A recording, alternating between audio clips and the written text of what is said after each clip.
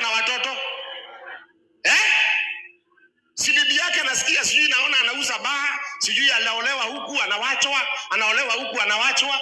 Mbona hawataki kwenda kuchukua hawa watoto? Wanataka kuchukua watoto wa Pastor Kanyari.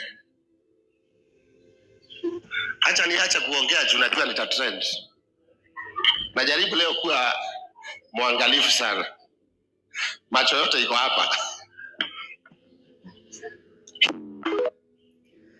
Prophet Kanyari leo kwa church yake, hiyo clip yenye nimeona, ameongelelea kuhusu venye watu walikuwa wanasema waganisha watoto wake ati ciande mathio niciuke citeithio cio, na akasema kuhusu ati bibi yake wako huku wakiuza pombe. Hakuna bibi ya Demathi anauzanga pombe, ni mimi Carolina John Jameson Lika, ni mimi. Na I own one explanation. Whatever I do, ndivyo niweze ku make ends meet, ndivyo niweze kupea watoto wangu daily bread, because sio bangi.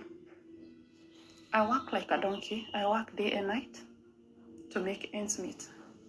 Alafu unakuja unanitanishia jina yangu Prophet Kanyari, tarnishing my brand in public social media. That one has really broken me.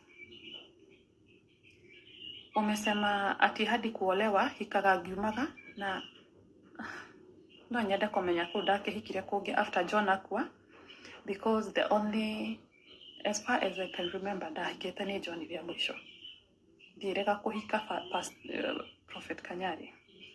Niwaheteria muno, receive apology yako kutoka kwa, before you wrote on your platform, nimeforwardiwa na watu ati apologize, na receive simu ya PA wako anajiita Chris akiniambia ati you want to apologize to me.